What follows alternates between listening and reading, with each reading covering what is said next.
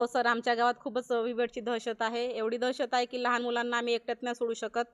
लहान मुलांना तसं आहे तर आहे, मोठ्या मुलांना पण भीती आहे बिबटची. आणि आमच्या एरियामध्ये वाघाचा पण दहशत आहेच आहे.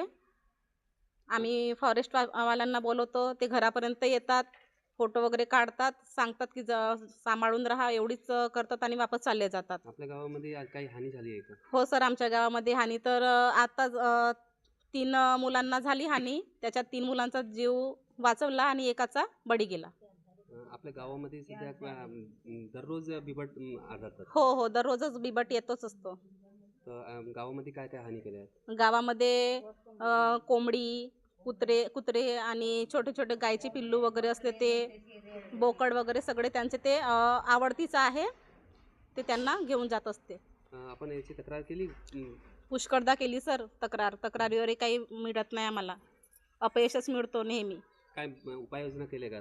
आम्ही उपाययोजना स्वतःसाठीच करत असतो सर. आम्हाला फॉरेस्ट कडून आणि आपल्या इथं काही भेटत नाही.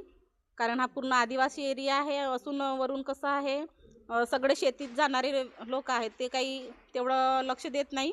पण स्वतःची जिम्मेदारी आम्ही स्वतःच बाळगत असतो. स्वतःच्या मुलांवर स्वतः आम्ही ठेवतो देखरेख. सध्या तरी मोठ्या प्रमाणात आपल्याकडे जी मागे दहशत सुरू होती, तर तो एक बिबट कॅप्चर केल्यामुळे सध्या तरी दहशतीचं वातावरण इकडं कमी झालेलं आहे.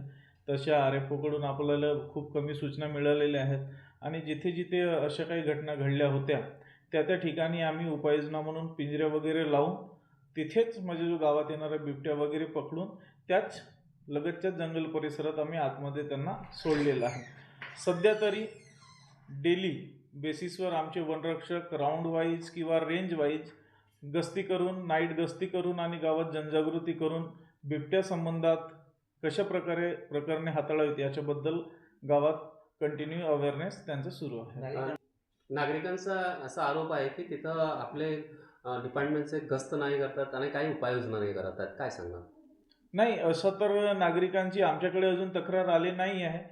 पण ज्या वेळेस मला किंवा माझ्या RFOंना फोन गेलेले आहेत, त्यांनी लगेच तिथे उपाययोजनेच्या दृष्टीने जे काही करता येतील की लगेच RRTची टीम बोलवणे किंवा लगेच तिथे जाऊन गस्ती करणे, या गोष्टीसाठी तत्पर आहे वन विभाग आणि त्यांना कंटिन्यू रिस्पॉन्स करतच आहे. दररोज कुत्रे आणि कोंबड्या नेतात असे पण आरोप केलेले आहेत नागरिकांना.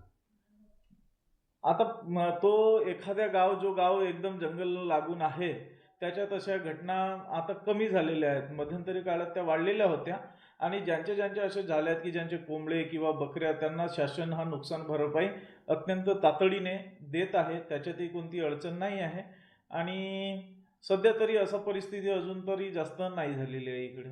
काय म्हणता तुम्ही?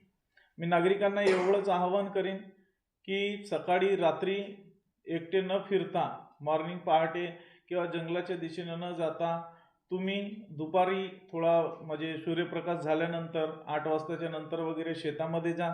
छोट्या मुलांना एकटे दुकटे जंगलाजवळ खेळू देऊ नका. तसेच त्यांना मी सांगीन की कोणत्याही अवैध कामासाठी जंगलामध्ये जसं सरपण वेचण्याकरिता जाऊ नका. त्यांच्यामुळे धोका उद्भवू शकते.